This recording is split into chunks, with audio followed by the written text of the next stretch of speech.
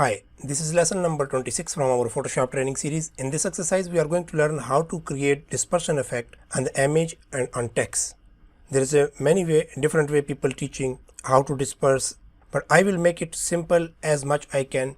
So even if you are a beginner, you will be able to create easily this effect.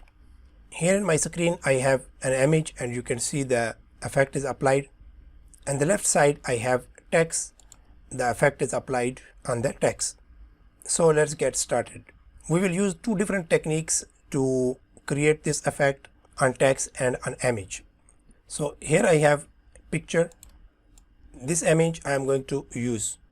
So the first thing, you need to select the main subject in your image. To do that, we can use any selection tool, but this time I am going to use select subject feature. So I will click on the select menu and subject. So if the image is having sharp edges, Photoshop will detect our subject is selected. Go to layer, and here you can see the image. We need to duplicate the main subject on the new layer. To do that, we will click on layer menu, new, via copy. You can also press Ctrl J to copy the selected area in the new layer. So I will click. Photoshop created new layer as layer 1, and that is the selection only we added with the main subject. Now we are going to add background. So we will click on the background layer and add another adjustment layer. Click on gradient, and we can choose here some of the gradient. You can see we have transparent. Let's choose this gradient. If we want to modify, we can click, double click on the left side and choose your desired color. I'm going to select bright blue, and this side sky blue this way, and click OK. So this is how we have background. Now click on layer 1. This is our main subject. We are going to apply the effect. Move it to the left a little bit. In order to apply dispersion effect, we need to use filter. Before you use the liquify filter, you need to make it sure that your image is not really high resolution, because sometimes using liquify filter, Photoshop might crash the file. So for your practice purpose, you can use medium size image. Go to filter menu and simply click on liquify. Using forward wrap tool, we are going to liquify the main subject. We can increase the brush size here, or if we want, we can use square bracket left and right next to the letter P. So this is how we can add our desired size. Now simply click and drag. Liquify brush is having circle, and it will affect from the center point. So you need to just drag like this. That is fine. It looks weird, but we really need in this way to apply the effect. Click OK. Now we are going to add a layer mask. So if directly I will click here, the mask is added. So select the mask and press Ctrl I. So this is one way you can invert the mask. There is another method. Let's go back, Ctrl Z. If directly you want to add inverted layer mask, you can press Alt key and click on the add layer mask button. Press Alt and click. So directly it will apply to the selected layer. Now the mask is selected. We need to use the brush tool. So here we have a brush tool. To apply this type of effect, we will use splatter brush. Here we have general brushes, and under this we have special effect brushes. In latest version of the Photoshop, you can find easily these brushes. And for me here, Supreme Splatter is suitable. This really works fine. Choose this brush, and size you can see on the screen. If you want, you can increase by pressing square bracket. This way we can add the size. We will start painting from this side.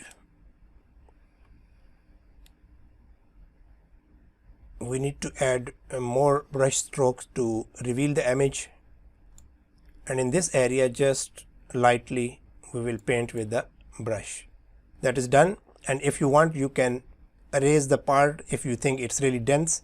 Switch to black color and in this area if I want to erase, I can just paint this way, and if I want to add, I can bring back again the white color. This is how we apply dispersion effect on the image. Now let's apply the same effect. So I'm going to open new document.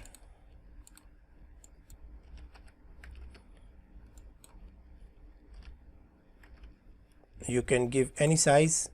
So the first thing, we are going to add the background color. So we can add adjustment layer, gradient,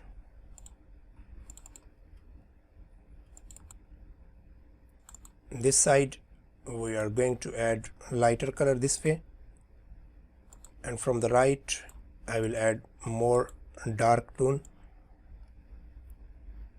Click OK, and this is how we have a background. Now let's type text. Here we have a text tool, capital letters, and as much possible you can make it bold and thick font. Double click to select the text, and here we have font. I'm going to use this font. If you don't have the same font, similar bold font you can use, because the effect will appear nicely on the bold font. So click on the move tool, place your text this way. Now here we are not going to use liquify filter, because if we will use the liquify filter, the text will be distorted, so sometimes the letters are not understandable. So we will use another technique. Using any selection tool, we will create selection and fill it with the white. So I'm going to use polygon tool.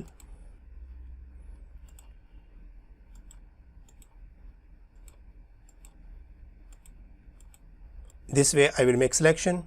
Make sure you created new layer, and this layer is our text. White color, it is our foreground color. Press Alt and backspace to fill this layer with the white color. So this is how we have here selection. Select and deselect. Now using move tool we can adjust. Press Ctrl key and click on the text layer. Now layer 1 with the white color and text is selected. Press Ctrl E to merge them together. So here we have layer 1. We lost the text properties, but it is okay.